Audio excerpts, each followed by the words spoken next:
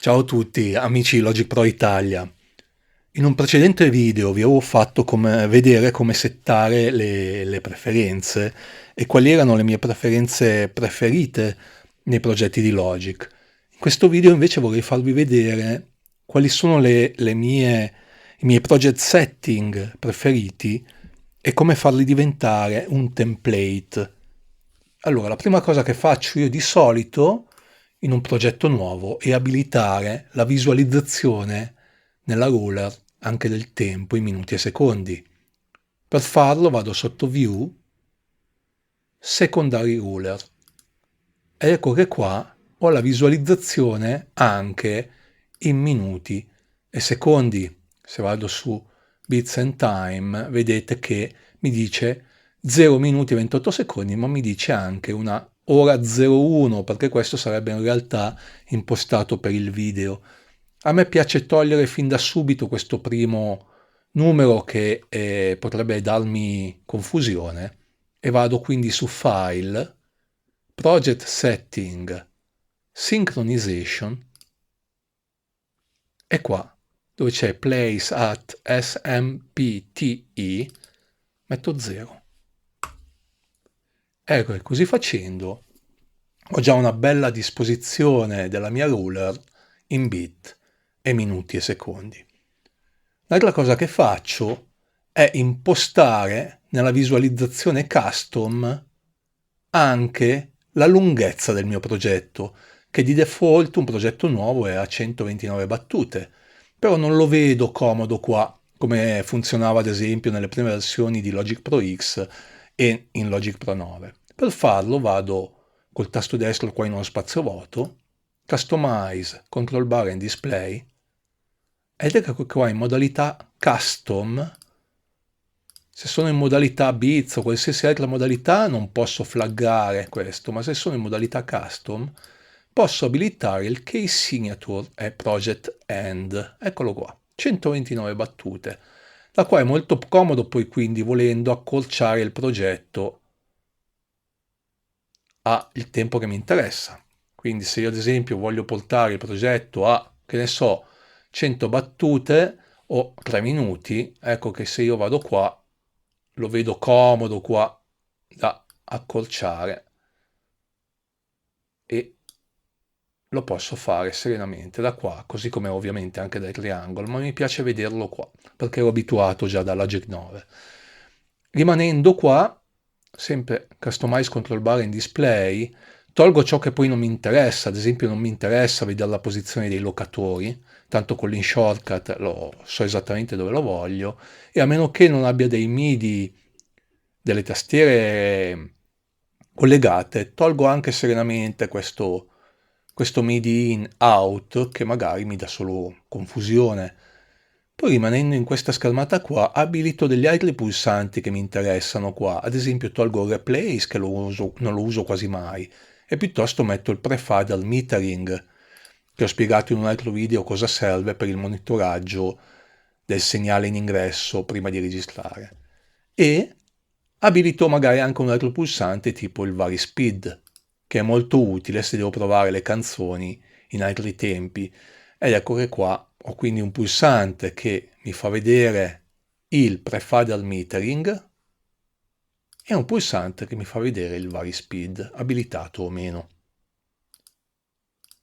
Poi qua mi piace anche abilitare il capture recording, che sempre in un altro video ho fatto vedere cosa serve per, come dire, fotografare e rimettere in Logic ciò che avevamo messo, ciò che avevamo provato in play senza schiacciare il bottone di registrazione. E questo funziona per il MIDI, ma ho fatto vedere anche che può funzionare per l'audio. Quindi il capture recording a me fa sempre comodo. Qua poi posso chiudere la schermata. Una cosa che faccio andando su File, Project Setting, su Smart Tempo, gli dico di mettere i file che importo on, cioè abilita lo stretch, lo start della nuova regione alla griglia e mi allinea le bar. Clean Start of New Region, questa è la mia impostazione preferita.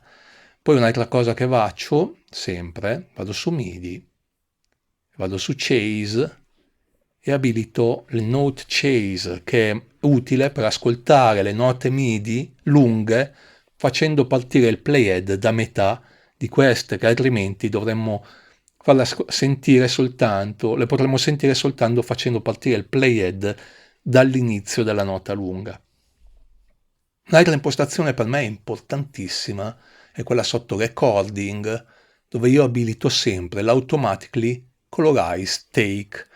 Di default in Logic è despuntato. E cosa succede?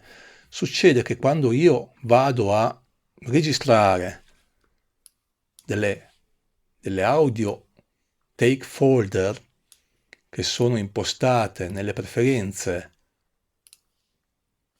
sotto Recording, Create Take Folder, io di default ce l'ho impostate senza autocolorarmi le take. Quindi se io vado a registrare, ecco che sì, Logic mi creerà delle take, ma me le farà tutte dello stesso colore.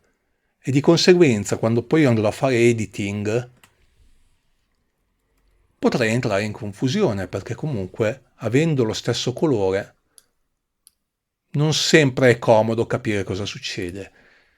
Mentre se io vado a dirgli File, Project Setting, Recording, autocolorami take, ecco che se io faccio la stessa cosa, con la lettera K ho spento il metronomo, ecco che adesso le prossime take io le avrò colorate ed è tutto molto comodo per fare poi il comping. E infatti qua ecco che col colore automatico è tutto molto più comodo. Poi un'altra cosa che faccio sempre è abilitare il track header, il color bar nel track header, quindi tasto destro, track header components, track color bars. Così facendo io vedrò qua il colore che ha assegnato nella traccia. Se io quindi creerò ad esempio 9 nuove tracce, ogni traccia avrà un colore univoco e lo vedrò bene già nel mio arrangiamento. Le tracce colorate in automatico era una preferenza che avevo fatto vedere l'altra volta, nell'altro video, che si trova sotto preferenze display, tracks, autoassegna un colore diverso, altrimenti sarà statico, sarebbero state tutte blu.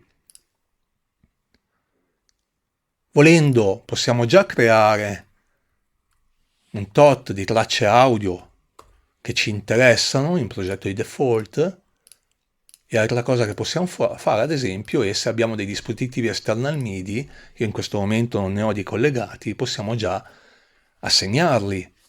Che ne so, se abbiamo dei rack, dei moduli, degli expander, possiamo già prepararli tutti. E una volta che abbiamo fatto tutto questo, io posso andare a fare un template saldando File, Save as Template, lo chiamo ad esempio Logic Italia, chiudo il mio Logic, anzi chiudo il progetto,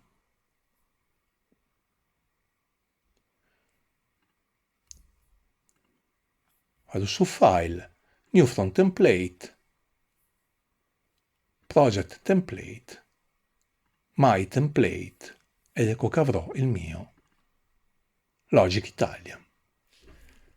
Grazie a tutti, buona giornata e a presto, ciao!